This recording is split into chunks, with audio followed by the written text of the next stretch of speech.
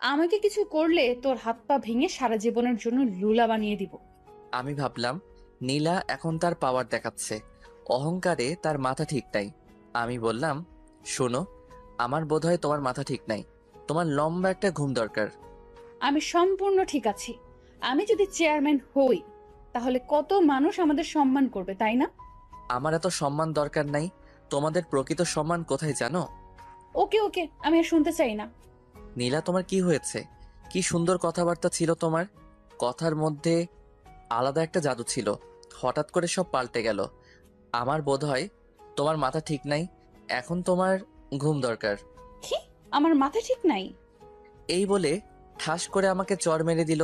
ব্যথার কারণে কাঁদি নাই, কষ্টের কারণে চোখ দিয়ে পানি চলে আসলো।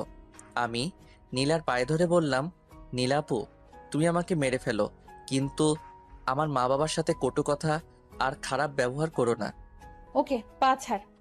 না, তুমি ওয়াদা করো আমার কথার বিরুদ্ধে গেলে। তাদের সাথে নরম ভাষায় কথা বলবা। ওকে, বলবো। আমি খেয়াল করলাম নীলার পায়ে ধরাতে নীলা কেমন যেন মোচড় দিয়ে উঠল। যতক্ষণ পায়ে ধরে রাখছিলাম ততক্ষণ বড় বড় শ্বাস নেয়। আমি পা ছেড়ে এক কোণায় গিয়ে বসলাম। কিছুক্ষণ কোনো কথা বললাম না। আমি বললাম, আমার ঘুমে ধরেছে, আমি ঘুমিয়ে চাই। এই সময় গয়না কে খুলবে? কেন, তোমার হাত আছে না? আমি একটা বালিশ আর খেতা নিয়ে নিচে শুয়ে পড়লাম। নীলা বলল, ওপরে শো। না, তোমার সাথে শুব না। কেন? চিন্তা ভাবনা করে দেখো। আমি এই বলে নিচে বিছানা করে শুয়ে পড়লাম। নিচে কার্পেট আছে, বালিশ আর খেতা দিয়ে শুয়ে পড়লাম। আপু দুলাভাই কম্বল দেয় নাই, ভাবছে আজ রাতে এমনিতেই গরম থাকবো, কম্বল লাগবে না। আমি নিয়ত করলাম যতদিন পর্যন্ত নীলা আমার কথা মতো না চলবে ততদিন আমি নীলার শরীর টাচ করব না। আর যদি বেশি বাড়াবাড়ি করে তাহলে অন্য ব্যবস্থা করব।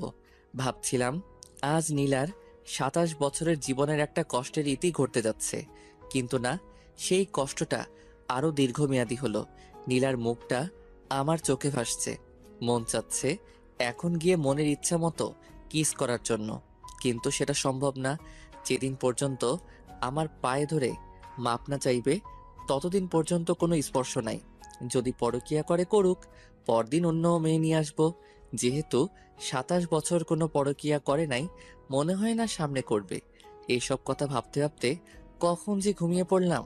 সকালবেলা ঘুম থেকে উঠে দেখি নীলা পাশে আমাকে জড়িয়ে ধরে ঘুমিয়ে আছে বিছানার উপর। আমি সাথে সাথে উঠে পড়লাম। নীলাও উঠে পড়ল আর বলল, কি হলো? উঠে পড়লি কেন? তোমাকে কে বলেছে আমার সাথে শুতে? আমার মন চাইছে তাই। থাকো তুমি তোমার মন নিয়ে। আমি চলে গেলাম ওয়াশরুমে। ওয়াশরুম থেকে বের হয়ে টেবিলে পড়তে বসলাম। কিছুক্ষণ পড়লে মা ডাক দিল খেয়ে যেতে। খাইতে গেলাম। মা জিজ্ঞেস করলো, নীলা কই? আসে নাই? না। আসবো নে। মা আবার রুমে গেল, গিয়ে নীলাকে নিয়ে আসলো। আমি খাওয়া দাওয়া করে চলে গেলাম রুমে। একটা কথাও বললাম না, খেয়ে চলে আসলাম। বিছানায় শুয়ে মোবাইল টিপছি। নীলা চা আনলো, বলল, এই নে চা। টেবিলে রাখো। নীলা টেবিলে রাখলো। নীলা বলল, আমি বাইরে যাব। যেখানে মনে চাই যাও, আমাকে জিজ্ঞেস করার কি আছে। দেখলাম নীলা রেডি হয়ে বাইরে চলে গেল। আমিও পিছে পিছে বের হলাম, কারণ সে আমার বউ। সবচেয়ে বড় কথা হলো আমি তাকে ভালোবাসি। নীলা এলাকার কয়েকজন ছেলের সাথে দেখা করলো, তাদের সাথে অনেকক্ষণ কথা বলল। আবার নীলা বাড়ির দিকে হাঁটা ধরলো। আমি দোকানে গিয়ে সিগারেট ধরাইলাম, খেয়ে বাসায় আসলাম। দেখি নীলা ঘর ঝাড়ু দিচ্ছে। আমি বিছানায় শুয়ে পড়লাম। নীলা আমার দিকে আর চোখে তাকাচ্ছে, দেখে আমি কিছু বলি কিনা, কিন্তু না, আমি একটা কথা বলবো না। যতদিন পর্যন্ত এসব না ছাড়বে এভাবে মানসিক কষ্ট পেয়ে যাবে। ঝাড়ু দিয়ে আমার পাশে শুইল। আস্তে আস্তে নীলা একটা হাত আমার শরীরে রাখলো। আমি যত বিরক্ত আছে সব বিরক্ত নিয়ে নীলার দিকে তাকালাম। নীলা হাত সরিয়ে নিল। আমি উঠে কাপড় নিয়ে ওয়াশরুমে চলে আসলাম। ভাবলাম আমার কথা মানবে না, আবার আমার কাছ থেকে সুখের আশা করে। এত সোজা না দুনিয়াটা। আমি দেখলাম নীলার কয়েকটি কাপড় ভিজানো আছে, সেগুলো ধুয়ে দিলাম। আমি গোসল করে কাপড়গুলো নিয়ে ছাদে চলে গেলাম। ছাদে গিয়ে কাপড় নেড়ে আসলাম। এসে দেখি নীলা ওয়াশরুমে মনে হয় গোসল করছে। আমি টেবিলে বসে বই ঘাঁটছি। ভাবছি এক রুমে দুই মানুষ, একজনের সাথে আরেকজন কথা বলে না। নীলা ওয়াশরুম থেকে গোসল করে বের হলো। নতুন এক শাড়ি পরে, যেটা দেখে আমার মাথা পুরো গরম হয়ে গেল। নীলা কাপড় নেড়ে বিছানায় বসে চুল আঁচড়াইতেছে, আর আমি লোভাতুর দৃষ্টিতে নীলার দিকে তাকিয়ে রইলাম। তার কোমরের একাংশ দেখা যাচ্ছে। আমি কাশতে কাশতে বাথরুমে চলে গেলাম। আধা ঘন্টা পর বের হলাম। বের হয়ে দেখি জমিয়ে মার সাথে আড্ডা দিচ্ছে। দিনটা কেটে গেল। সারাদিন কেউ কারোর সাথে কথা বলি নাই। রাতের বেলা আমি পড়তেছি, নীলা শুয়ে শুয়ে মোবাইল টিপছে। কতক্ষণ পড়লাম জানি না। নীলা বলল, হইছে, আর পড়তে হবে না, এবার ঘুমা। তোমার বলা লাগবে না। আমি আস্তে আস্তে বিছানায় শুয়ে পড়লাম। নীলা আমার পাশে শুইল। আমি বললাম, নীলা, এসব নির্বাচন কি দরকার আছে? চলো আমরা নিজেরা সুন্দর একটা সংসার করি। দেখ, নির্বাচন সম্পর্কে আমাকে কিছু জিজ্ঞেস করবি না, ওইটা তো বাইরে। এখন তো আমরা দুজন একসাথে। এখনো তুমি আমার থেকে অনেক দূরে। এই বলে আমি বালিশ নিয়ে নিচে চলে আসলাম। আমি কি করব বুঝতে পারছি না। আজকে নীলাকে অনেক সুন্দরী দেখাচ্ছে। আমার মন বলছে এমন একটা মেয়েকে আমার মন চাচ্ছিল। কেন জানি মনে হচ্ছে সে কাছে থেকেও অনেক দূরে। মা বাবা যদি জানতে পারে নীলা নির্বাচন করবে, তাহলে কি যে হবে আল্লাহ জানে। সবচেয়ে বেশি কষ্ট পাবে মা। এর আগে নীলাকে আটকাতে হবে। কেমন জানি একটা আওয়াজ আসছে, মনে হচ্ছে কেউ কাঁদছে। নীলা কাঁদছে। বুঝছি নীলা কষ্টে কাঁদছে। আমি বুঝতে পারছি না কি করব। নীলার কাছে গিয়ে নীলাকে সান্ত্বনা দিব? চাইলেই সম্ভব, কিন্তু না, আমি তা করছি না। কাঁদুক, ইচ্ছে মতো কাঁদুক, বুঝুক তার জীবন আমি কতটা গুরুত্বপূর্ণ। অনেকক্ষণ হয়ে গেল, এখনো কাঁদছে। এখন আমার নিজেরও খারাপ লাগছে। আমি উঠে নীলার শরীরে হাত রেখে বললাম, নীলা। নীলার সাথে সাথে আমাকে জড়িয়ে ধরলো। আমিও জড়িয়ে ধরলাম নীলাকে। দেখি নীলার চোখে পানি আমি মুছে দিলাম। নীলার শ্বাস আমার মুখে আসছে। তার শরীর থেকে মিষ্টি একটা গন্ধ আসছে। আমি ভাবলাম আর আগানো যাবে না। আমি ঘুমের ভান করে সারা শরীর ভার ছেড়ে দিলাম বিছানায়। নীলা আমাকে জড়িয়ে ধরে ঘুমিয়ে পড়ল। তারপর আমিও ঘুমিয়ে পড়লাম। সকালবেলা উঠে দেখি নীলা আমাকে জড়িয়ে ধরে শুয়ে আছে। আমি উঠে আস্তে আস্তে ওয়াশরুমে চলে গেলাম। বের হয়ে দেখি নীলা উঠে গেছে। আমি পড়তে বসলাম। পড়ে খাওয়া দাওয়া করে ভার্সিটি চলে আসলাম। ভার্সিটি অনেকেই জানে না আমি যে বিয়ে করেছি, আর আমি কারোর সাথে এতটা ক্লোজ না। আমার ফ্রেন্ড বলতে সবাই, আবার কেউ না। যে সময় যার কাজ লাগে। ভার্সিটি শেষ করে বাসায় আসলাম। এসে দেখি বাবা চলে এসেছে। আমি আমার রুমে গেলাম। দেখি নীলা বাসায় নেই। আমি মাকে জিজ্ঞেস করলাম, নীলা কোথায়? মা বলল আমি যাওয়ার সাথে সাথে বের হয়েছে, যে আর আসে নাই। বাবা আমাকে ডাকছে। আমি বাবার কাছে গেলাম। আব্বা বলল, মুরাদ, আমার চাকরির মেয়াদ শেষ হয়ে যাবে আগামী মাসে। ভালো হয়েছে। এখন কতদিন বিশ্রাম নেন? বিশ্রাম নিলে তোরা খাবি কি? তোরও তো কোনো চাকরির ব্যবস্থা নাই। হুম। শুন, আমার মাথায় একটা বুদ্ধি এসেছে। তোর মার সাথে এ বিষয়ে কথা বলেছি। তোর মা হ্যাঁ বলেছে। কি?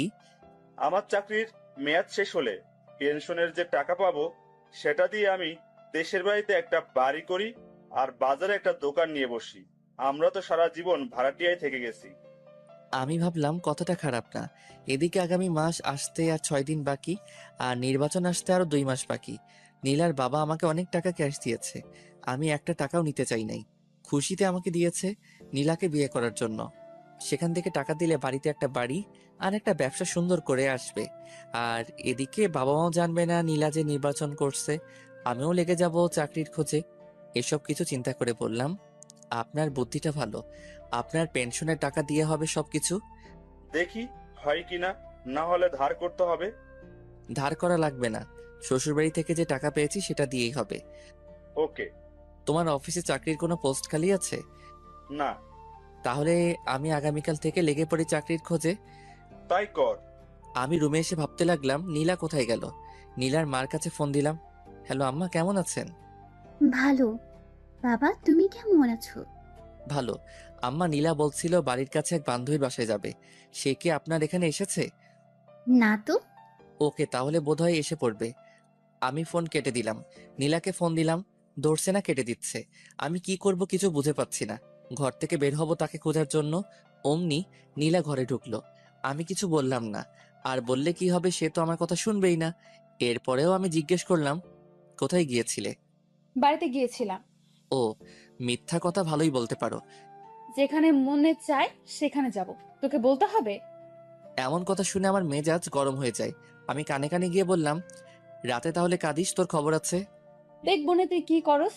ওকে। মা নীলাকে ডাক দিল। নীলা চলে গেল। আমি একটু বাইরে বের হলাম। একটা চায়ের দোকানে গিয়ে সিগারেট নিলাম। কোথা থেকে জানি এক ছেলে এসে জিজ্ঞেস করলো। কি ভাই, কি খবর? আমি চিনতে পারলাম সাজিদ। এই তো আছি। তোমার আর বড় আপুর বলে বিয়ে হয়েছে? হুম। তুমি কি করে বড় আপুকে পটিয়ে বিয়ে করে ফেললে? আমার ভাবতে অবাক লাগছে। আরে ভাই, কপালে আছে। সেটাই, তোমার বউ তো নির্বাচনে পাশ করব। সত্যি? তুমি জানো না, আজকে যে বক্তৃতা দিছে অর্ধেকের বেশি মানুষ তার পক্ষে চলে এসেছে। তাই নাকি? ধুর ভাই, আপু আপনার কাছে কিছুই বলে না? কোথায় বক্তব্য দিয়েছে? আপনি জানেন না, ওই সামনের মোড়ে।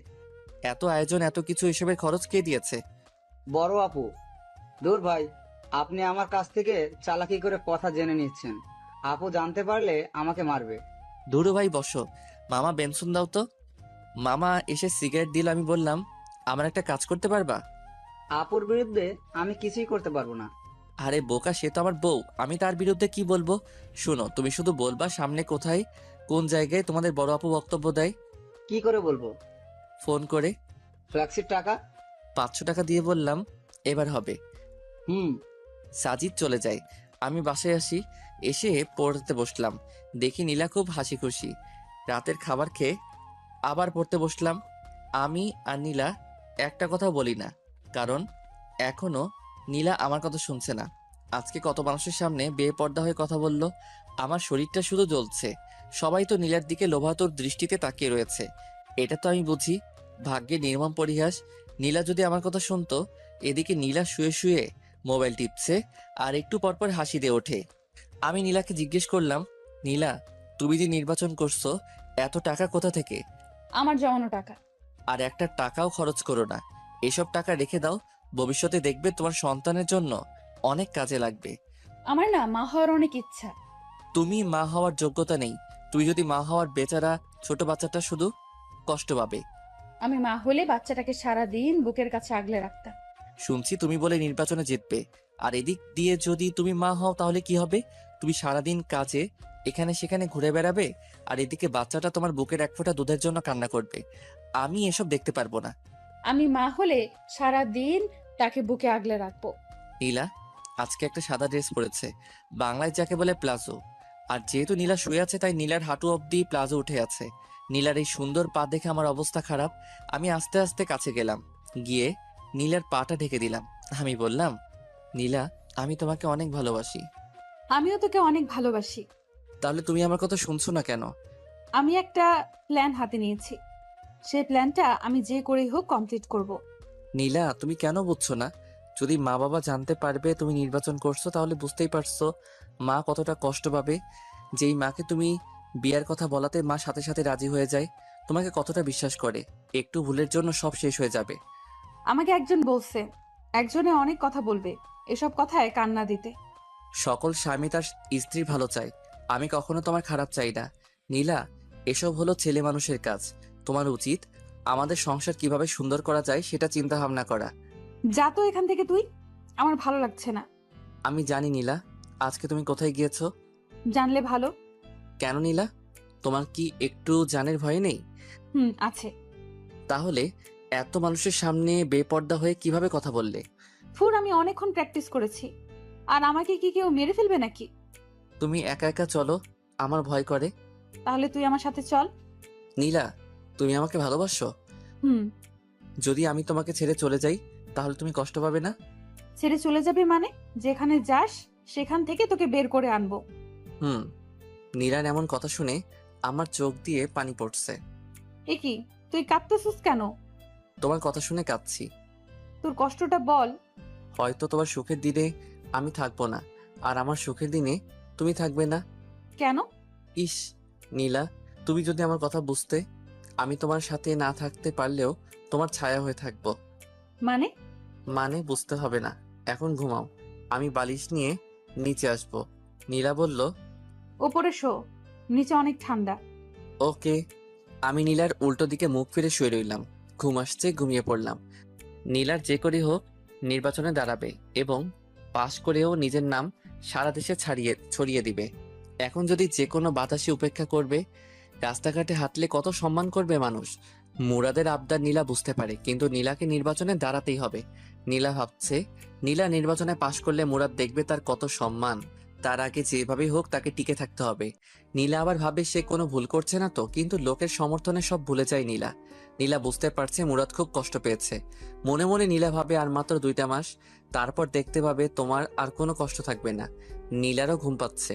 নীলা জানে এখন মুরাদের শরীরে হাত দিলে মুরাদ রাগ করবে, তাই নীলা মুরাদের শরীর ঘেঁষে ঘুমানোর চেষ্টা করলো।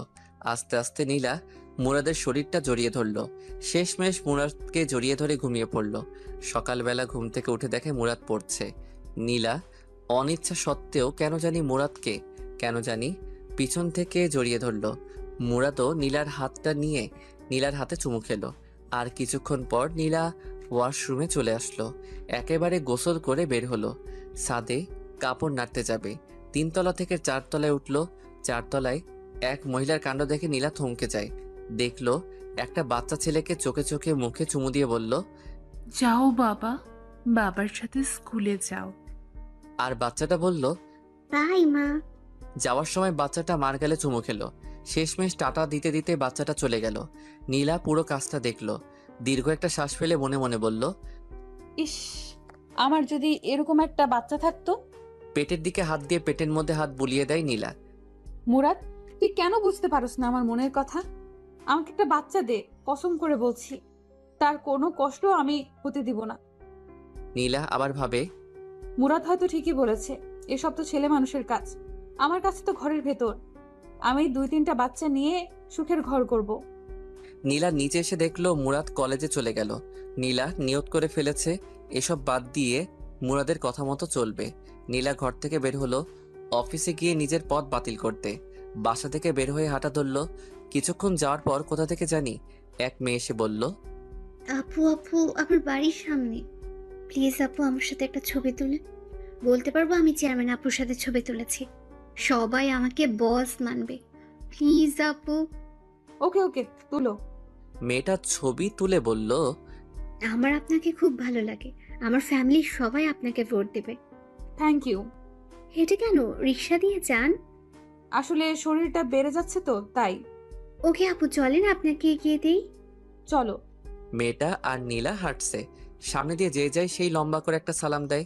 নীলা হাসি মুখে তাদের বিদায় দেয়। আরো কিছুক্ষণ হাঁটার পর 6-7টা মেয়ে নীলাকে ঘিরে ধরলো। আরো 10-12 জন ছেলে এসে হাজির হলো।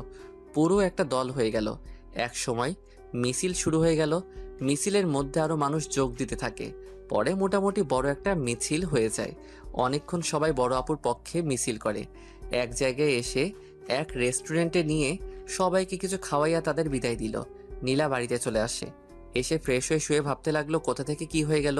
যে জায়গায় গিয়ে না করে আসবে এসবের মধ্যে আমি আর নাই, সেখানে গিয়ে বড় এক মিছিল করে আসলো। এত মানুষের সারা কিভাবে নীলা ফেলে দিবে?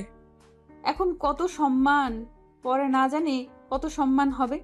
বের হলেই মানুষ ঘিরে ধরবে। তখন মুরাদ বুঝতে পারবে আমি কেন এত কষ্ট করেছি। তখন হয়তো মুরাদ আমাকে একটা বাচ্চা নেওয়ার সুযোগ দিবে। আমি নীলার মনের ভিতর ঢুকে যাওয়ার চিন্তা ভাবনা করছি। নীলার সব কাজে রেসপন্স করব, কিন্তু আসল কাজটা করব না। আমি বুঝতে পারছি এইভাবে নীলার সাথে আর বেশি দিন থাকা যাবে না। ভার্সিটি থেকে এসে দেখি নীলা ঘুমাচ্ছে। তার মায়াবী মুখটা কি সুন্দর করে তাকিয়ে আছে। আমি অনিচ্ছা সত্ত্বেও নীলার কপালে চুমু খেলাম। নীলা পাশ ফিরে আবার শুয়ে পড়ল। আমি ফ্রেশ হয়ে নীলাকে ডাক দিলাম, নীলা, আমার খিদা লাগছে। দাঁড়াও, আমি নিয়ে আসছি। নীলা একটু পর আমার জন্য খাবার নিয়ে আসে। আমি খেলাম। আমি বললাম, নীলা, তুমি আজকে মিছিল করেছো? হুম। কেন? যাতে নির্বাচনে পাশ করতে পারি। ওকে, তাহলে তুমি নির্বাচন নিয়েই থাকো। মুরাদ, রাগ করিস না। আমি এখান থেকে বের হতে পারবো না। ওকে, তোমার যা ইচ্ছা তাই করো। আমি বিকালের দিকে ছাদে গেলাম। গিয়ে দেখি জ্যোৎস্না। আমি বললাম, জ্যোৎস্না আপু কেমন আছেন? ভালো। তুমি? ভালো। কেমন চলছে তোমার দিনকাল? এই তো মোটামুটি। আমার সামনে বিয়ে। ভালো। আপু, আমার একটা সমস্যা, যদি একটু হেল্প করতেন। কি বলো?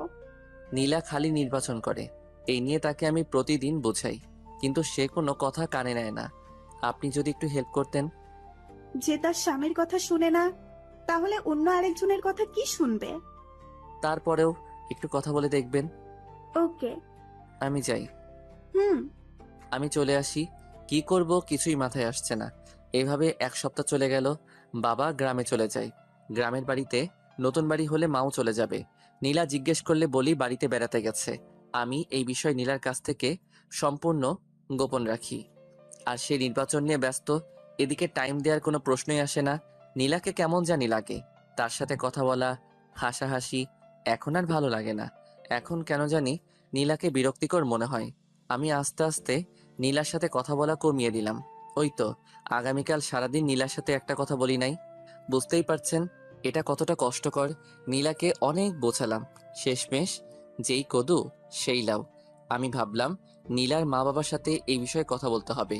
আমি সময় করে চলে আসি নীলার বাড়িতে। দেখি তার মা বাবা দুজনেই বাড়িতে। হঠাৎ নীলাকে ছাড়া আমাকে দেখে তারা অবাক হয়ে যায়।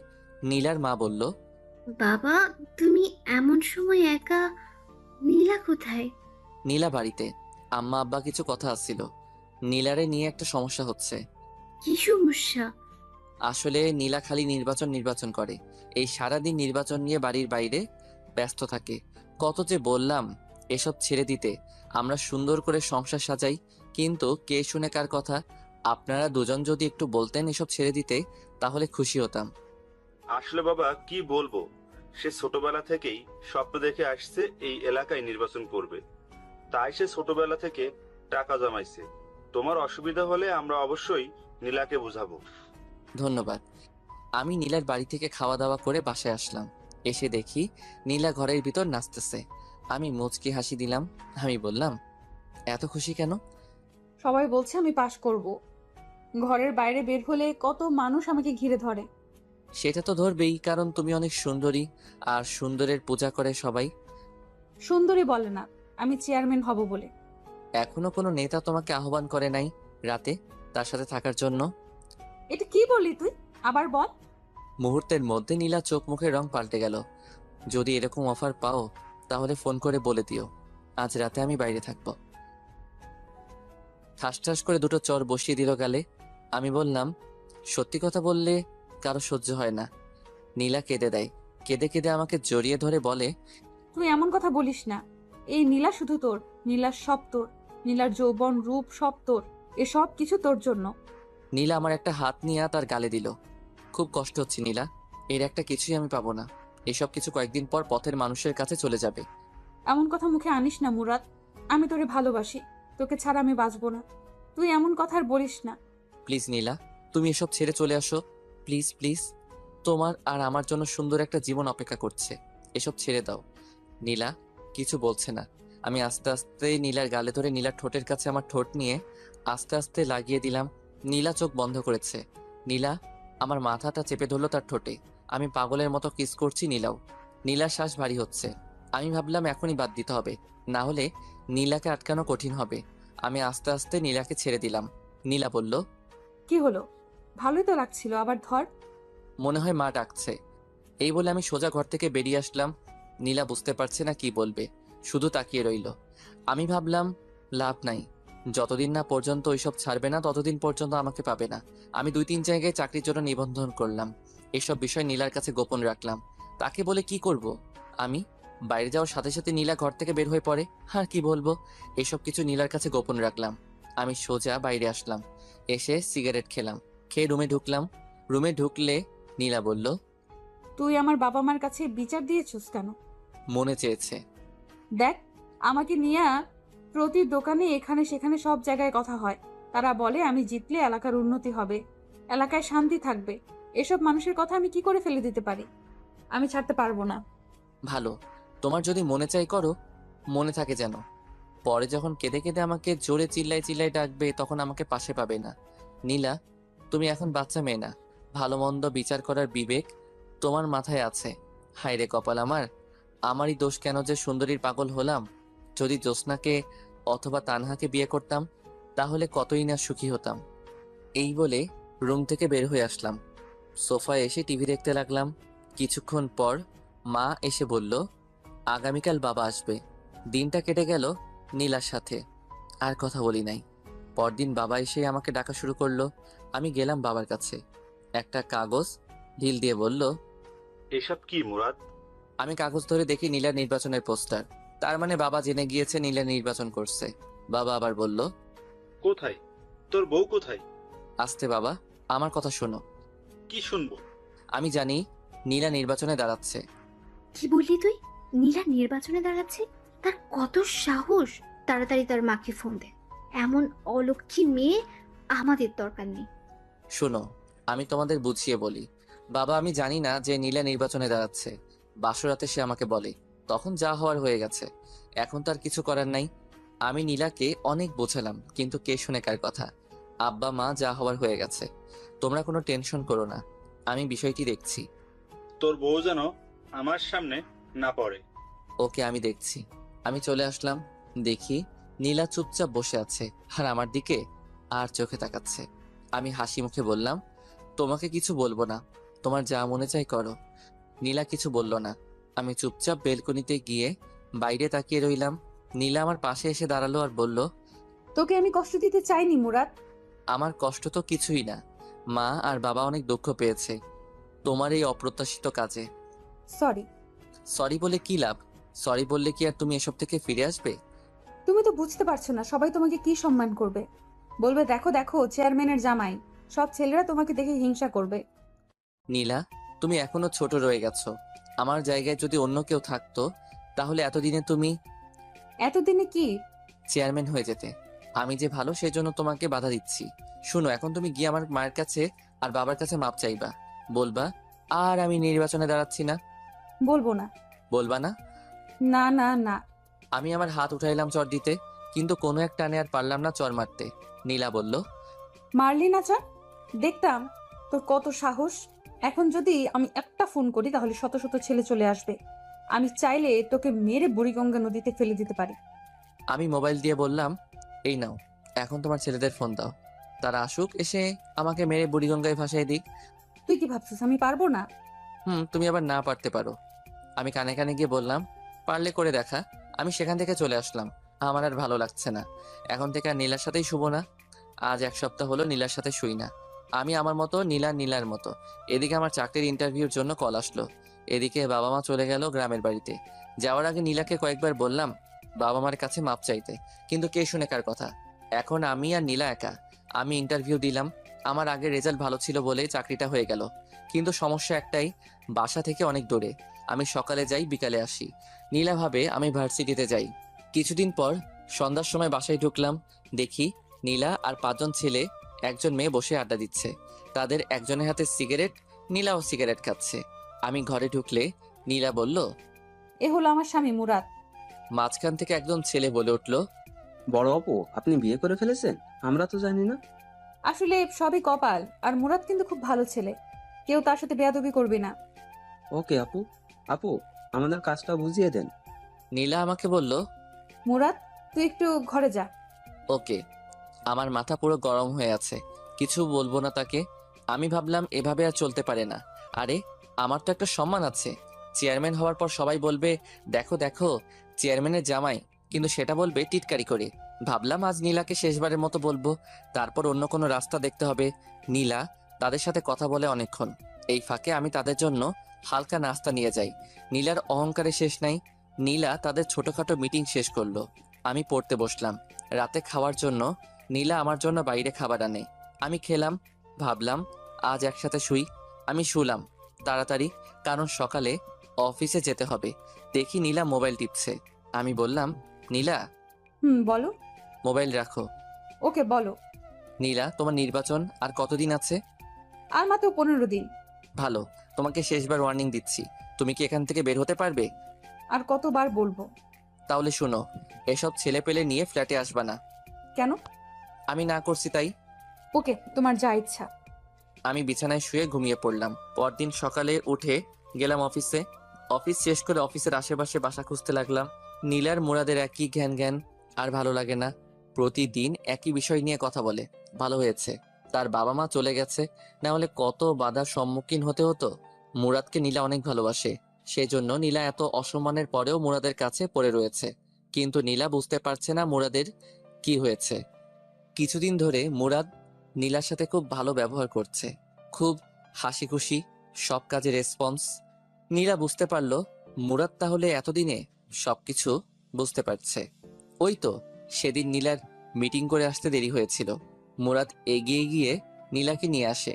শীত বলে দুজন এক চাদরের ভিতর একজন আরেকজনকে জড়িয়ে ধরে বাসায় আসে, যা দেখে নীলার খুব ভালো লাগে। এই মাসের শেষ কয়েকদিন নীলা মুরাদকে জড়িয়ে ধরে ঘুমায়। মুরাদের প্রতি নীলার ভালোবাসা অনেক বেড়ে যায়। কিন্তু এসব কিছু রীতি ঘটলো ওই দিন দুপুরে। ঘুম থেকে উঠে দেখলো মুরাদের বই কাপড় চোপড় কিছুই নেই, আর টেবিলের উপর একটা চিঠি পেল। নীলা উঠে পুরো রুম দেখলো, তেমন কিছুই নেই, কয়েকটা বই আর কিছু কাপড় চোপড় পরে আছে, সেগুলো পুরাতন। আলমারি খুলে দেখলো মুরাদের কিছুই নেই।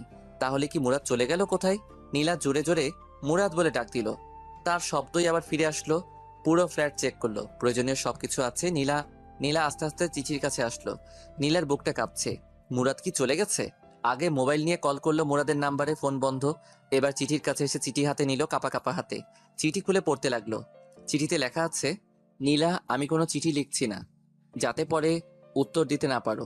নীলা, একটা কথা তো জানো, স্বাধীনতা অর্জন করার চেয়ে রক্ষা করা কঠিন। আমার ক্ষেত্রে সেটাই হয়েছে। আমি তোমাকে খুব ভালোবেসে ফেলেছিলাম, কিন্তু সেটা ধরে রাখতে পারিনি। নীলা, আমি তোমার সাথে মোটামুটি অনেক সময় কাটিয়েছি। নীলা, তুমি যখন বলতে আমি কোথাও চলে গেলে আমাকে যেখান থেকে পারো ধরে নিয়ে আনবে, তখন আমার খুব অহংকার হতো। আনলে আবার কি হবে? আমার একই কথা, নির্বাচন করো না। সেরকম কথা তোমাকে শুনতে আর হবে না। আমি চলে গেলাম, এখন তুমি নির্বাচনে বেশি ফোকাস করতে পারবে। দোয়া করি নির্বাচনে পাশ করে এলাকার উন্নতি করতে পারো। সবাই একটা চেয়ারম্যান থেকে এটাই আশা করে, আর সবসময় গরিব দুঃখীদের পাশে থাকবে। দেখবে তুমি ভালো একটা চেয়ারম্যান হতে পারবে। নীলা, আমি দুঃখিত, আমি ভালো একটা স্বামী হতে পারিনি, তোমার কথায় রাজি হতে পারিনি। তোমার সামনে জীবন পড়ে রয়েছে, ভালো একটা ছেলেকে বিয়ে করে মা হওয়ার স্বপ্ন দেখো। খুব ইচ্ছে ছিল বাবা হওয়ার, কিন্তু সেটা হলো না। নীলা, আমি তোমাকে ছেড়ে অনেক দূরে চলে এসেছি। আমার খুঁজতে তুমি বের হয়েও না, কারণ তুমি আমাকে খুঁজে পাবে না। আমি পিছনের সকল পথ বন্ধ করে দিয়েছি। তুমি জেনে খুশি হবে, আমি একটা চাকরি পাইছি। তোমার অন্তরে কি ছিল সেটা আমি আদৌ চিন্তা করে বের করতে পারিনি। শেষ কয়েকদিন তোমার সাথে ভালো ব্যবহার করেছি, কারণ তুমি যাতে বুঝতে পারো তোমার জীবনে আমি কতটুকু গুরুত্বপূর্ণ ছিলাম। কিন্তু তুমি সময় থাকতে গুরুত্ব দাওনি। আহ নীলা, তুমি যদি আমার কথা শুনতে, তাহলে হয়তো পৃথিবীর একমাত্র সুখী সংসার আমরা হতাম। নীলা, তুমি চেয়ারম্যান হতে চাও, সেটা বিয়ের আগে বলতে, তাহলে আমি তোমাকে বিয়ে করতাম না, কারণ আমি সিম্পল একটা সুখের সংসার দেখতাম। এখন বুঝতে পারছি, বড় লোকেরা বড় লোকের ঘরে মানায়, গরিব গরিবের ঘরে মানায়। বড় লোক যখন গরিবের ঘরে যায়, তখন শুরু হয় সমস্যা। সেটা হয়েছে তোমার আর আমার মাঝে। তুমি দেখতে বড় হওয়ার স্বপ্ন, আর আমি দেখতাম সিম্পল জীবনযাপন। তোমার স্মৃতি হিসেবে তোমার দেয়া চরগুলো থাকবে আমার সাথে। আর হ্যাঁ, অবশ্যই নামাজ পড়বে। নির্বাচনে পাশ করতে পারো সেজন্য দোয়া করবে। আমিও দোয়া করি তুমি ভালো একটা চেয়ারম্যান হও। আমাকে পাওয়ার জন্য কখনো দোয়া করবে না, কারণ আল্লাহ কারো দোয়া ফেলায় না। সবশেষে বলবো, তুমি ভালো একটা স্বামী নাও, মা হওয়ার স্বপ্ন দেখো, আর ভালো একটা চেয়ারম্যান হওয়ার চেষ্টা করো। আর তোমার বাবার দেয়া টাকাগুলো আমার বালিশের নিচে আছে। নীলা, আমার বউ, আমার ভালোবাসা, সারা জীবন সুখে থেকো। নীলার চোখের পানি চিঠির অনেকখানি ভিজে গেছে। নীলা কি করবে বুঝতে পারছে না। এখন কেমন যেন একা একা লাগছে।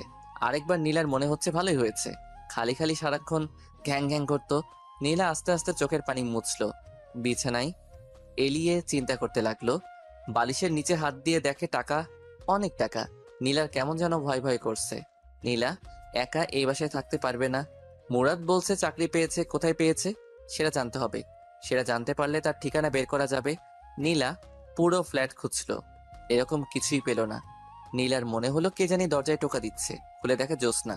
জ্যোৎস্নাকে দেখে নীলা হাউ মাউ করে কেঁদে উঠলো, আর জ্যোৎস্নাকে জড়িয়ে ধরলো। জ্যোৎস্না বলল, নীলা, কাঁদছস কেন? আর মুরাদ কোথায়? চলে গেছে আমাকে ছেড়ে। সেটা তোর জন্য আরো ভালো হয়েছে। এখন শান্তি মতো তুই নির্বাচন করতে পারবি, আর তোকে কেউ বাধা দিবে না। না না, এ হতে পারে না। সেজন্য মুরাদ আমাকে ছেড়ে চলে যাবে? আমি তোকে আগেই বলেছি, মুরাদের কথা মতো চল। কিন্তু সে চলে যাবে কেন? তুই তার কথা 16 কানা শুনুস নাই। তুই যদি তার কথা মতো চলতি, ইস, তোর জায়গায় যদি আমি থাকতাম, তাহলে আমি কোনো কথার অবাধ্য হতাম না। এখন আমি কি করব? তাকে ছাড়া কিভাবে থাকবো? তোর যেটা প্রাপ্য তুই সেটাই পাইছস। তাকে আমি ভালোবাসি। এমন ছেলেও পাওয়া যায় বইয়ের কারণে বাড়ি থেকে চলে যায়। আমি তাকে ছাড়া থাকতে পারবো না। তাকে আমি অনেক কষ্ট দিয়েছি, আল্লাহ তুমি তাকে আমার কাছে ফিরিয়ে দাও। শোন, সে মনে হয় আর আসবে না, তুই এখানে থাকতে পারবি না। ঘন্টা 3 আগে আমার কাছে মুরাদ গিয়েছিল, তারপর এই কাগজটা আমার কাছে দিয়ে যায়। কাগজে কি আছে? শুনবি? বলো। জ্যোৎস্না আপু, তুমি আমার একটা কাজ করে দিও, আমি চলে যাচ্ছি নীলাকে ছেড়ে।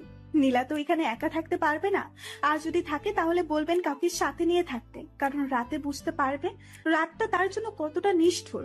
নীলা যদি চলে যায় তাহলে ফার্নিচার গুলো নিচের দেওয়া ঠিকানায় পাঠিয়ে দিয়েন। আর কিছু টাকা আছে।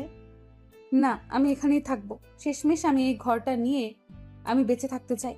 আমি শিওর মুরাদ আমাকে অনেক ভালোবাসে। সে একদিন ফিরে আসবে, সে একদিন ফিরে আসবে। সেটা তোর কপাল, তার আগে তোকে নির্বাচন থেকে বেরিয়ে আসতে হবে। তোর বিয়ের আর কয়দিন আছে? আর 13 দিন। এখন থেকে নিয়ে বাকি দিনগুলো তুই আমার সাথে থাকবি রাতে। ওকে, পরে দেখি। আমি যাই, মনে হয় মা ডাকছে। একটু পর একেবারে চলে আসিস। ওকে। জ্যোৎস্না চলে গেলে নীলা ফুপিয়ে কাঁদতে লাগলো। ভাগ্যের জোরে অফিসের পাশে একটা ব্যাচেলর ফ্ল্যাট পেয়ে যাই, সেখানে উঠি। ভাবলাম আজ সবকিছু সমাপ্তি হলো। নীলাকে ভালো লাগতো, কিন্তু নীলার নির্বাচন ভালো লাগতো না। আমি যে রুমে সিট নিলাম সেই রুমে আরো দুজন আছে, তারা দুজন চাকরিজীবী, তাই আমাদের ফাইজলামো করার কোনো প্রশ্নই আসে না। যাই হোক, পরদিন সকালে অফিসে গেলাম। আমার মুখ থেকে হাসি নামক শব্দটি উধাও হয়ে গেছে। অধিকাংশ সময় আমি নীলাকে নিয়ে চিন্তা করি। ফেলে এসেছি, আবার কোনো ভুল করিনি তো? যদি কোনো অঘটন ঘটিয়ে ফেলে? কিছু ভালো লাগছে না। অফিসে কত মানুষ হাসাহাসি করে, আমি সারাক্ষণ আমার কাজ নিয়ে ব্যস্ত থাকি। সারাক্ষণ নীলার মুখটা সামনে ভাসে। অফিসের ম্যানেজার সবাইকে ডাক দিল, আমিও গেলাম। আমি গিয়ে পিছনে এক কোণায় দাঁড়িয়ে রইলাম। এক একজনকে এক এক কাজ দিয়ে বিদায় করছে ম্যাডাম। সবার পরে আমার সিরিয়াল আসলো। মেয়েটা আমার থেকে মনে হয় 3 বছরের ছোট। ছোট হলে কি হবে, বস তো বসই, আমাকে আমার কাজ দিলে আমিও চলে আসি। অফিসে কত মেয়ে, সারাক্ষণ নীলার কথা মনে পড়ে। নীলা এখন কি করছে? মনে হয় কাঁদছে, আবার মনে হয় সে তো এখন খুশিতে নাচছে, কারণ তাকে বাধা দেওয়ায় আর কেউ নেই। দূর, যেটা চলে গেছে সেটা গেছেই, এখন কাজে মনোযোগ দেই। অফিস শেষ করে রুমে এসে গোসল করে খাওয়া দাওয়া করে শুয়ে রইলাম। কিছুক্ষণ শুয়ে থাকার পর পাশের একজন বলল, তার নাম সাজ্জাদ। ভাই, আপনি এরকম সবসময় নীরব আর মুখ গোমড়া করে রাখেন কেন? কোনো সমস্যা আমাদের বলেন, দেখি হেল্প করতে পারি কিনা। ভাই, আপনার কি বউ আছে? হ্যাঁ ভাই। তার কথা আপনার মনে পড়ে না? হ্যাঁ মনে পড়ে, প্রতিদিন কথা বলি, আজকে তো কয়েকবার কথা বললাম। ভাই, আমি আমার বউকে সারা জীবনের জন্য ছেড়ে চলে এসেছি, তাই ভাই তার কথা চিন্তা করি। কেন ভাই, আপনি আপনার বউকে ছেড়ে চলে এসেছেন? ভাই, শখের বশে এক সিনিয়র আপুকে বিয়ে করেছিলাম। বিয়ের পর তার কথা আমি শুনতাম, কিন্তু সে আমার কথা শুনতো না, তাই ছেড়ে চলে এসেছি। Very interesting. আমরা দেখি যত কম বয়সী মেয়ে, আর তুমি কি না সিনিয়র আপুকে বিয়ে করো? থাক ভাই, যা হওয়ার হয়ে গেছে, এখন সামনে ফোকাস করেন, দেখবেন আরো ভালো মেয়ে কপালে আসবে। আমি পড়তে বসলাম, কারণ আমাকে ভার্সিটি শেষ করতে হবে। এটা বেসরকারি, যে কোনো সময় চাকরি চলে যেতে পারে। পরদিন অফিসে গেলাম, সারাদিন অফিস করলাম, কারোর সাথে কথা বলিনি। সবাই টিফিন করে আর আমি নীলার কথা চিন্তা করি। সে কি এখনো ঠিক আছে নাকি? আমি নেই বলে কারোর সাথে কামে লিপ্ত হয়েছে? না না, নীলা এরকম মেয়েই না। ভাবলাম নীলাকে একটা নজর দেখে আসবো, আগামীকালই যাব। অফিস শেষ করে চলে আসব। এক লোক এসে খবর দিল ম্যানেজার ডাকছে।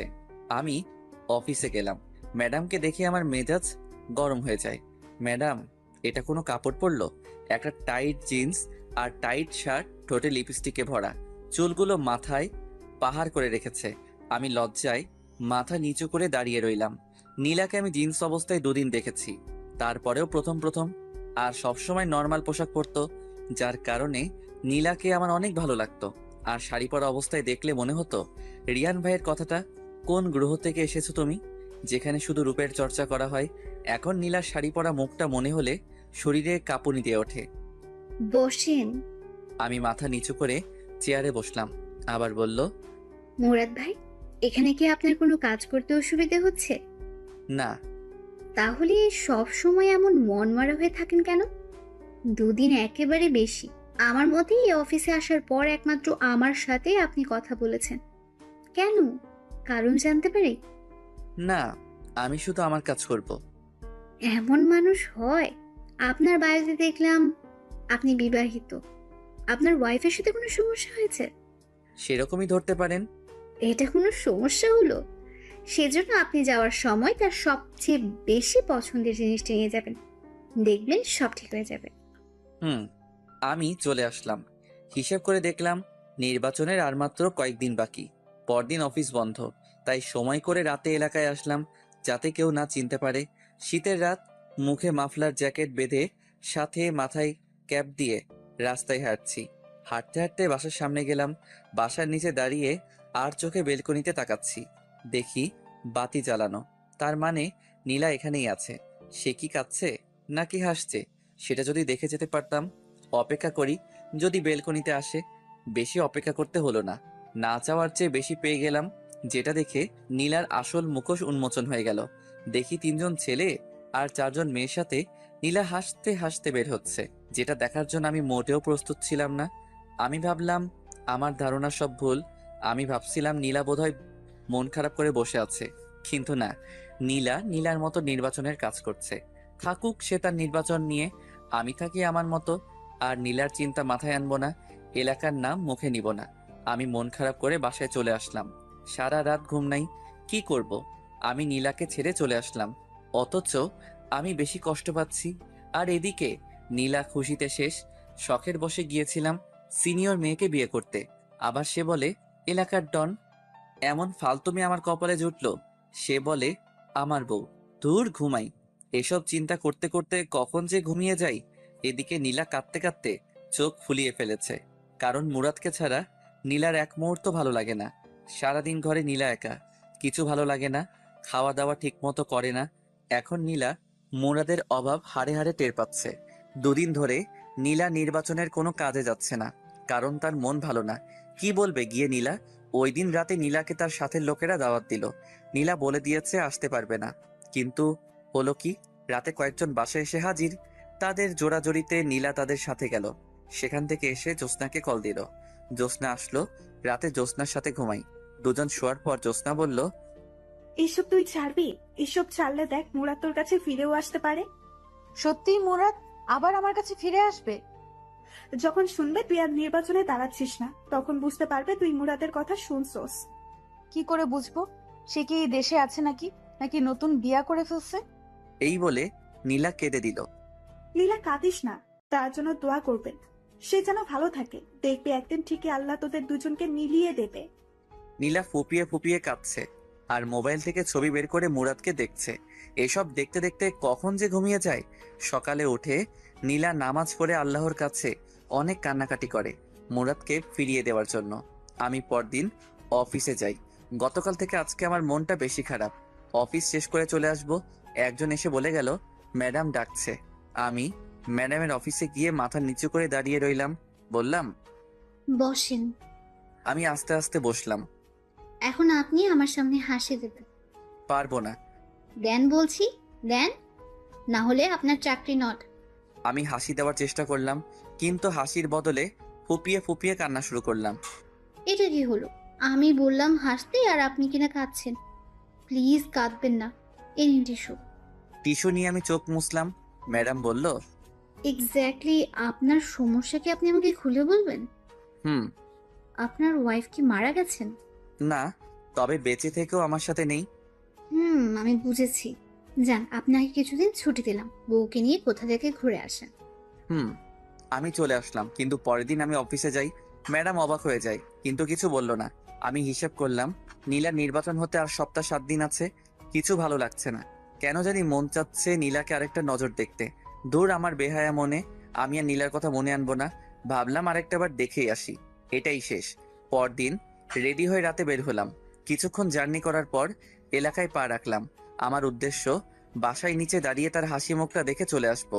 বাসার কাছে চলে আসলাম, এমন সময় একটা নারী চিৎকার আসছে। আমি আস্তে আস্তে হেঁটে আরো কাছে গেলাম। চিৎকার চেনা চেনা লাগছে। কাছে গিয়ে দেখি নীলা। আমার সারা শরীরে একটা হিমশীতল স্রোত বয়ে গেল। দেখি 4জন ছেলে নীলাকে ঘিরে ধরেছে। একজন বলছে, তুই নির্বাচন করবি? শালিকে ধর, তার নির্বাচনের স্বাদ মিটিয়ে দেই। ভাবলাম তারা বিপক্ষ দলের কেউ। একজন ছেলে নীলার দিকে আগাচ্ছে। আমি বুঝতে পারছি না নীলাকে তারা কি করবে। দেখি ওনা টান দিয়ে সরিয়ে দিতে চাইলো। আমার মাথায় রক্ত উঠে গেল। ভাগ্যবশত আমার পাশে একটা বেলচা ছিল। আমি মুখটা ভালো করে ঢেকে নিলাম যাতে নীল না বুঝতে পারে। বেলচা নিয়ে আগালাম। যেহেতু চারদিকে অন্ধকার, তাই একদিক থেকে উদয় হয়ে যে নীলার ওড়না দিয়ে টান দিল, তার পিঠে গিয়ে আঘাত করলাম। শালা! জোরে এক চিৎকার দিয়ে নিচে শুয়ে পড়লো। আমি আবার অন্ধকারে চলে গেলাম। আমি তাদের দেখছি, কিন্তু তারা আমাকে দেখছে না। তারা সতর্ক হয়ে গেল। আমি জায়গা পরিবর্তন করে আরেকটার পিছনে গিয়ে তার পায়ে আঘাত করলাম। সেও চিৎকার করে শুয়ে পড়ল। আমি আবার অন্ধকারে চলে গেলাম। আমি আবার জায়গা পরিবর্তন করে আরেকটার পিছনে গিয়ে তার ঘাড়ে আঘাত করলাম। সেও শুয়ে চিৎকার করতে লাগলো, ও মা গো, ও মা, ও মা গো। আমার অন্ধকারে চলে গেলাম। আমি অন্ধকারে চলে গেলাম। যেহেতু শীতের রাত, কুয়াশা, কিছুই দেখা যায় না। আবার রাত। আরেক হালা চিৎকার করে বলছে, শালা কে রে তুই? সাহস থাকলে সামনে আয়। আমি আস্তে আস্তে পা টিপে তার পিছনে গিয়ে দাঁড়ালাম। শেষমেশ সে বুঝতে পারে, কিন্তু ততক্ষণে আমার হাত রেডি। সে ঘুরে আর আমি তার কানে নিচে নরম জায়গায় ঘুষি চালালাম। সে দাঁড়ানো থেকে অজ্ঞান হয়ে ডাইরেক্ট রাস্তায় পড়ল। একজনকেও মাথায় আঘাত করলাম না, যদি মারা যায়। আমি আবার অন্ধকারে চলে গেলাম। বাকি তিনজন তাকে উঠিয়ে দৌড়। তারা চলে গেলে আমি নীলার সামনে প্রকাশ হলাম। তার সামনে বেলচা ঢিল দিয়ে রাস্তায় ফেলে ঘুরিয়ে উল্টো হয়ে হাঁটা ধরলাম। কিন্তু নীলার চালাক চোখ আমাকে চিনতে পারে। নীলা আমাকে ডাক দিল, মুরাদ, মুরাদ। এবার অনেক জোরে, কিন্তু আমি আমার মতো হাঁটছি। নীলা কাঁদে আর ডেকেই যাচ্ছে, মুরাদ, মুরাদ, আমার কথা শোনো। কিন্তু আমি আমার হাঁটা থামালাম না, কারণ পিছনে ফেরার টাইম নেই। আস্তে আস্তে নীলার মুরাদ, মুরাদ ডাক মিলিয়ে গেল। আমি আমার গন্তব্যের দিকে রওনা দিলাম। মুরাদ ডাক ডেকেই যাচ্ছে নীলা, কিন্তু কে শুনে কার কথা। নীলা বাসায় এসে বিছানায় শুয়ে কাঁদতে লাগলো। কাঁদছে আর বলছে, আমি কি দোষ করছিলাম? কেন তুই আমাকে এত বড় শাস্তি দিচ্ছস? কে জানি দরজায় টোকা দিল। খুলে দেখে জ্যোৎস্না। জ্যোৎস্নাকে দেখে হাউমাউ করে কেঁদে উঠল। বলল, মুরাদ ছিল ওটা। মুরাদ আমার কাছে আসছিল, আমাকে শয়তানগুলোর হাত থেকে রক্ষা করেছে। কোথায় সে? কই? কখন দেখছস? আমাকে বুঝিয়ে বল। আমি ডাক্তারের দোকান থেকে আসছিলাম ওষুধ নিয়ে, তখন চারজন ছেলে আমাকে ঘিরে ধরলো। আমি জোরে জোরে চিৎকার করতে লাগলাম। তখন কোথা থেকে জানি এক ছেলে তাদের মায়ের দিল। ছেলের মায়ের সামলাতে না পেরে তারা চলে যায়। আমি ভালো করে খেয়াল করে দেখি ওটা মুরাদ। আমি কতবার যে ডাকলাম মুরাদ, মুরাদ বলে, কিন্তু সে আসলো না। আবার কাঁদা শুরু করলো নীলা। জ্যোৎস্না নীলাকে সান্ত্বনা দিতে লাগলো। দেখছস, মুরাদ সারাক্ষণ তোর উপর চোখ রাখছে। তুই ভালো করে চল। আমি যে কাঁদছি কষ্টে, সে কি শুনতে পাচ্ছে না? হয়তো। আর কাঁদিস না, ঘুমা, দেখবি সব ঠিক হয়ে যাবে। নীলা শুয়ে পড়ল। শুয়ে ভাবতে লাগলো, নীলা, মুরাদ আমার আশেপাশেই আছে। আমি যদি মুরাদের কথা মতো চলি, হয়তো মুরাদ আবার আমার কাছে ফিরে আসবে। আমি সেটাই করব।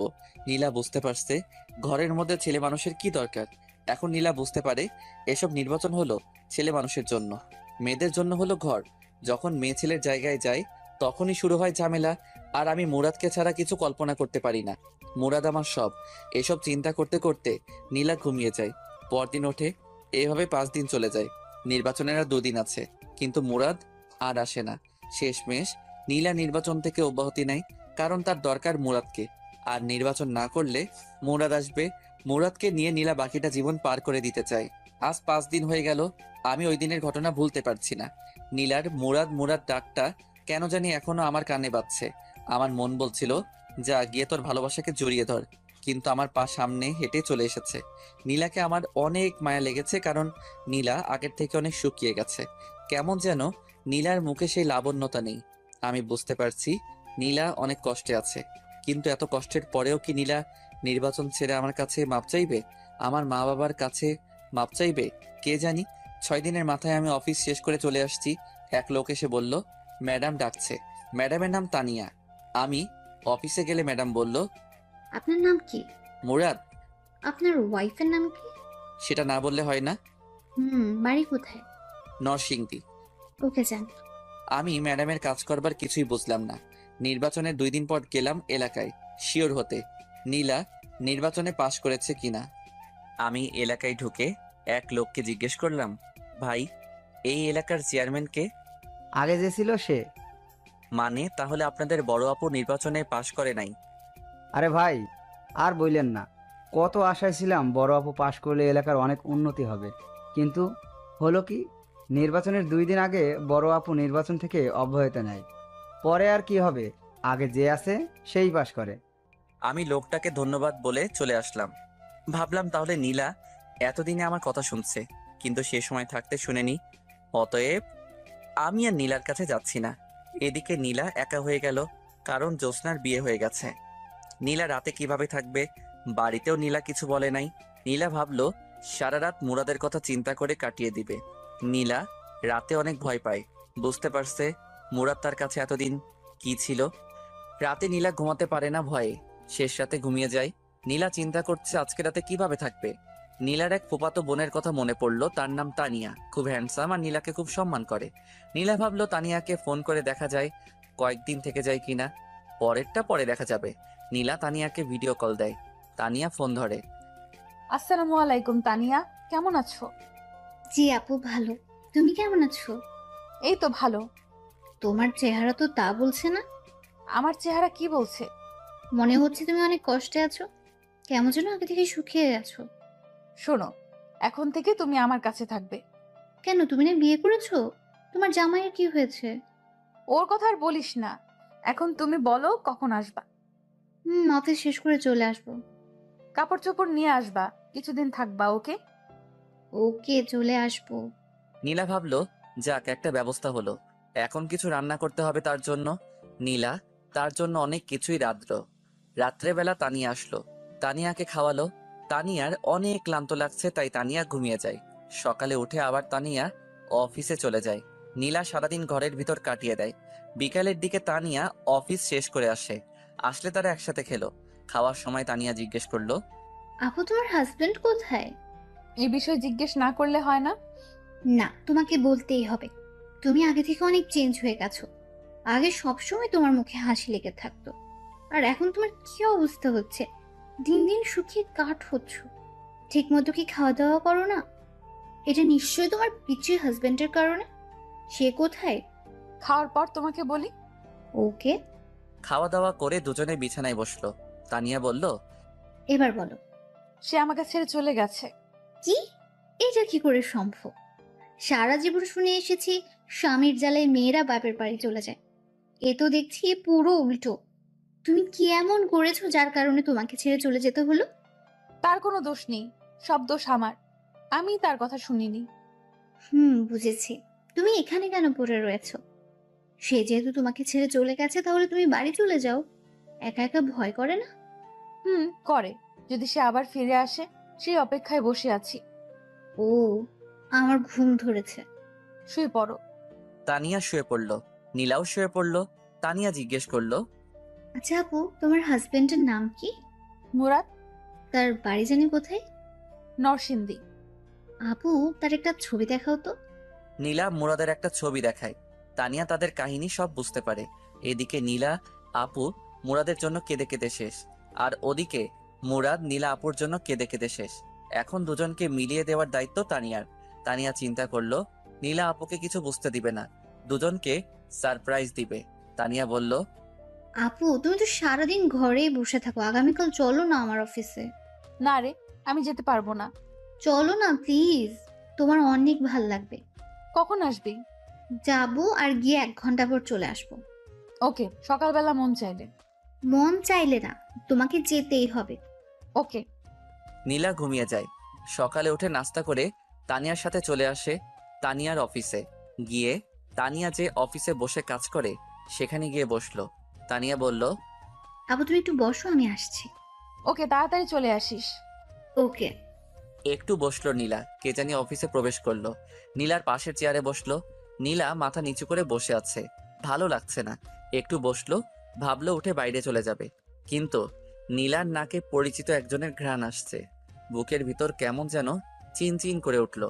মনে হচ্ছে পাশের লোকটার কাছ থেকে। নীলা আস্তে আস্তে মাথা উঁচু করে আর চোখে লোকটার দিকে তাকালো। তাকিয়েই অবাক হয়ে গেল। এ তো দেখি মুরাদ। নীলার চোখটা বিশ্বাসই করতে পারছে না। পাশে বসা ছেলেটা মুরাদ। নীলা কেন জানি বিশ্বাস করতে পারছে না পাশে বসা ছেলেটা মুরাদ। শিওর হতে ডাক দিল, মুরাদ, মুরাদ, মুরাদ। ডাকে আমার ঘুম ভেঙে যায়। স্বপ্নে দেখতেছিলাম নীলা আমাকে ডাকছে। চোখ খুলে দেখি সাজ্জাদ ভাই ডাকছে। বলল, ভাই কখন থেকে ডাকছি, উঠেন না। ভাই স্বপ্ন দেখছিলাম। আমি বুঝছি, স্বপ্নে দেখছিলা বউ তোমাকে ডাকছে, সেজন্য উঠতে মন চায় না। হুম, আপনি কি করে বুঝলেন? ভাই, এমন আমার অনেক হয়েছে। ও, অভিজ্ঞতা আছে আপনার? হুম। আমি ফ্রেশ হয়ে খেয়ে অফিসে চলে আসলাম। একটু পর একজন এসে বলল, তানিয়া ম্যাডাম ডাকে। আমি অফিসের সামনে আসলে একজন বলল, ভিতরে গিয়ে বসতে, ম্যাডাম আসবে। আমি ভিতরে ঢুকে দেখি এক চেয়ারে একটা মেয়ে বসে আছে। আমি মেয়েটার দিকে না তাকিয়ে চুপচাপ বসে পড়লাম। অনেকক্ষণ হয়ে গেল, ম্যাডাম আসছে না, কিন্তু কেমন যেন একটা ঘ্রাণ আমার নাকে আসছে। কেন জানি মনে হচ্ছে এটা নীলার শরীরের ঘ্রাণ, তার মানে পাশের মেয়েটা নীলা। আমি তাকাতে যাব, কিন্তু ততক্ষণে মেয়েটা মুরাদ বলে ডাক দিল। আমি তাকিয়ে দেখি আসলেই নীলা। আমি যেন একটা শকড খেলাম। আমি কি বলবো কিছুই বুঝতে পারছি না, শুধু তাকিয়ে রইলাম। নীলাও আমার দিকে তাকিয়ে রয়েছে, কিছু বলছে না। অনেকক্ষণ পার হয়ে গেল, আমি খেয়াল করলাম নীলার মুখের রং পাল্টে যাচ্ছে। নীলা চেয়ার থেকে উঠে আমার শার্টের কলার ধরে কষিয়ে 2টা চড় দিল। আমি ফ্যাল ফ্যাল করে তাকিয়ে রইলাম, মুখে কথা বলার শক্তি হারিয়ে ফেললাম। নীলা অফিসের দরজা আটকে দেয়। বুঝতে পারছি আজকে আমার খবর আছে। দীর্ঘ 1 মাস পর আমাকে পেয়েছে, হাতে নাতে এত সহজে আমাকে ছাড়বে না। নীলা লাফ দিয়ে আমার মাথার চুল ধরে টেনে নিচে নামালো, আমাকে নুইয়ে আমার পিঠে মারতে থাকে আর বলতে থাকে, বল, বল কেন আমাকে ছেড়ে চলে আসলি? বল, বল কেন আমাকে ছেড়ে চলে আসলি? আমি কি দোষ করছিলাম? বলছি প্লিজ আর মেরো না। তুই না আমাকে ছেড়ে চলে আসছস, তাহলে বেঁচে আসছস কেন? তোমার কারণে। মিথ্যে কথা। তাহলে এত দিন আসিস নাই কেন? কারণ তুমি আমার কথা শুনো নাই। সেজন্য চলে আসবি তুই? পিঠে আরেকটি কিল দিয়ে আমাকে জড়িয়ে ধরলো আর কাঁদতে লাগলো। আমি বললাম, কাঁদছো কেন? এখন তো আমাকে পেয়ে গেছো। এটা তো সুখের কান্না। আমি ভাবতে পারি নাই আমি চলে যাওয়ার পর তুমি এতটা কষ্টে থাকবে। আমি ভাবছিলাম তুমি আরো হাসি খুশি ভাবে নির্বাচন কমপ্লিট করবে আর আমাকে সারা জীবনের জন্য হারাবে। আসলে তুই চলে যাওয়ার পর তোর মর্যাদা বুঝতে পারি। মুরাদ, তুই আমাকে ক্ষমা করে দে। আমি তোকে অনেক কষ্ট দিয়েছি। তুমি যদি প্রথমে আমার কথা শুনতে, তাহলে হয়তো এতটা কষ্ট করতে হতো না। তুই আমাকে আবার ছেড়ে চলে যাবি? হুম, যদি আমার কথা না শুনো। ওকে। এখন আর কেঁদো না। হুম। তোমার শরীরের কি অবস্থা? কি সুন্দর পরীর মতো ছিল আমার নীলা, এখন শুকিয়ে কি হয়েছো? তোর জন্য আমার এই অবস্থা হয়েছে। তোমার ফার্স্ট কাজ হলো আমার মা বাবার কাছে ক্ষমা চাওয়া। সরি মুরাদ, তোর মা বাবাকে আমি অনেক কষ্ট দিয়েছি। বল, কবে তোর গ্রামের বাড়িতে যাবি? সামনের সপ্তাহ। আমার গ্রাম অনেক ভালো লাগে। গিয়ে আমরা অনেকদিন থাকবো। হুম। আমি সরি, ওই দিন রাতে আমি তোমার ডাক শুনিনি। ওই দিন যদি তুই না থাকতি, তাহলে হয়তো আর আমাকে পেতি না। এখন তোমাকেও আমি পেয়েছি, তুমিও আমাকে পেয়েছো, আর কোনো কষ্ট নেই। আমি আমার কপাল, নীলার কপাল একসাথে করলাম। নীলার চোখে পানি, আমার চোখেও পানি। আমি নীলার মাথায় ধরে আবার আমার বুকে টেনে নিলাম। নীলাও আমাকে জড়িয়ে ধরে শক্ত করে, আবার নীলা কেঁদে দেয়। আবার যদি আমাকে ছেড়ে চলে যাস, তাহলে আমাকে আর জীবন্ত পাবি না। ওকে, আমি তোমাকে ছেড়ে চলে যাব না, কিন্তু তুমি আমাকে তোমাকে মারার অনুমতি দাও। তুই আমাকে মেরে ফেলিস, তবু আমাকে ছেড়ে চলে যাস না। প্রিয়জন পাশে না থাকার বেদনা আমি বুঝতে পেরেছি। এই তো লক্ষ্মী মেয়ে। আমি নীলার চোখ মুছে দিলাম, চেয়ারে বসালাম, দরজা খুলে দিলাম। একটু পর তানিয়া প্রবেশ করলো। আমি বুঝতে পারছি এসব তানিয়ার কাজ ছিল। মনে মনে তানিয়াকে অনেক ধন্যবাদ। তানিয়া এসে বলল, আপু, আমাকে আর তোমার সাথে থাকতে হবে না তো? নীলা হেসে বলল, আপাতত না, সময় হলে বলবো। সময়টা কখন? পেটে বাচ্চা হলে? যা শয়তান। ম্যাডাম, আপনি তো কিছুদিন আগে বলেছিলেন বউকে নিয়ে কোথাও ঘুরে আসতে। সেই ছুটিটা আমি আগামী সপ্তাহ চাই। মুরাদ ভাই, এটা কিন্তু ঠিক না। দিয়ে দিস না। আগামী সপ্তাহ কিন্তু, এখন না। হুম। যান, এখন মন দিয়ে কাজ করেন। আমি চলে আসলাম। আমি অফিস শেষ করে নীলাকে নিয়ে শপিং মলে গিয়ে তার জন্য বোরকা কিনলাম। সেখান থেকে বোরকা পরিয়ে আমার মেসে গেলাম। গিয়ে নীলাকে সাজ্জাদ ভাইয়ের সাথে পরিচয় করিয়ে দিলাম। সাজ্জাদ ভাই নীলাকে কতগুলো উপদেশ দিয়ে দেয়। আমি আমার জরুরি জিনিসপত্র নিয়ে বাসায় আসলাম। নীলাকে বোরকা অবস্থায় আরো বেশি সুন্দরী লাগে। নীলাকে বললাম বোরকা পরে ঘর থেকে বের হতে, আর আগের সবকিছু ভুলে যেতে, সামনে ফোকাস করতে। সে আমার কথায় সায় দেয়। বাসায় আসলে নীলা আমাকে রান্না করে খাবার দেয়। আমি খেয়ে দিয়ে আমি রুমটা গোছালাম, যেভাবে আগের মতো ছিল। আমি রাতে নীলা বিছানায় শুইলাম। যেহেতু অনেক দিন পর, তাই নীলাকে শরীরে ধরতে কেমন যেন লজ্জা লাগে। আমি ঘুমিয়ে গেলাম। সকালে সব লজ্জা চলে যায়। দেখি নীলা আমাকে জড়িয়ে ধরে ঘুমাচ্ছে, তার মিষ্টি মুখটা আমার দিকে তাকিয়ে আছে। আমি নীলাকে ডাক দিলে সে উঠে ফ্রেশ হয়ে রান্না করে। আমি খাওয়া দাওয়া করে অফিসে চলে গেলাম। অফিস থেকে এসে দেখি নীলা একটা গোলাপি কালার শাড়ি পরেছে, যেটা দেখে আমার মাথা এমনি ঠিক নেই, তাও আবার তার শরীর থেকে মিষ্টি একটা গন্ধ আসছে আর তার একাংশ দেখা যাচ্ছে। আমি কোনো চিন্তা না করেই তার কোমরে ধরে তাকে টান দিয়ে বুকে আনলাম। তার মিষ্টি গোলাপি ঠোঁটে চুমুট প্রলেপ এঁকে দিলাম অনেকক্ষণ। নীলা আমাকে টেনে নিয়ে বিছানায় ধাক্কা দিয়ে ফেলে দেয় আর বলে, তুই না আমাকে অন্য একটা জগৎ থেকে ঘুরিয়ে নিয়ে আসবি? আমার শরীর আনচান সেখানে যাওয়ার জন্য। আমি বুঝতে পারছি নীলা কিসের কথা বলছে। আমি এতদিন সেটার জন্য অপেক্ষা করছি। আমি নিশার ঘাড়ে চুমু খেতে থাকি। আমি আস্তে আস্তে নিচে, বাকি কাজটুকু নীলা সেরে ফেলে। ভাবলাম এত ফেতনার ভিতরেও নীলা নিজেকে সম্পূর্ণ ঠিক রেখেছে। আমরা সন্ধ্যার সময় শুইলাম, উঠলাম। পরের দিন সকালে নীলা বলল, এই জিনিসটা এত মজা, এত সুখ আগে যদি জানতাম তাহলে আমি তোর কথার কখনো অবাধ্য হতাম না। আমি আরো 10 বছর আগে বিয়ে করে ফেলতাম। তখন কিন্তু তুমি আমাকে পেতে না। তা ঠিক। এখন বলো কি খাবে? সেটাও বলে দিতে হবে। না এখন না, আমি নাস্তা তৈরি করছি, খেয়ে দিয়ে অফিসে যাও। ওকে। আমি অফিসে চলে আসি। পরের সপ্তাহ আমরা গ্রামের বাড়ি আসি, সেখানে 1 সপ্তাহ থাকি। নীলা মা বাবার পায়ে ধরে মাপ চায়, নীলাকে ক্ষমা করে দেয়। সপ্তাহে একটা পরীক্ষা, তাই ভার্সিটি পরীক্ষা দিয়ে শেষ করলাম। আরো ভালো কোম্পানিতে চাকরির আবেদন করলাম, কিন্তু তানিয়ার রিকোয়েস্টে সেই অফিস থেকে গেলাম। কিন্তু আমার প্রমোশন হয়। আসা যাওয়ার জন্য নীলার বাবার কাছ থেকে একটা গাড়ি নেয় আমার জন্য। 1.5 বছর পর আমাদের একটা মেয়ে হয়, দেখতে নীলার মতো হয়েছে। আসলে ভালোবাসা চেয়ে পাওয়া যায় না, ভালোবাসা দিতে হয়। ভালোবাসা দিলেই তুমিও ভালোবাসা পাবে।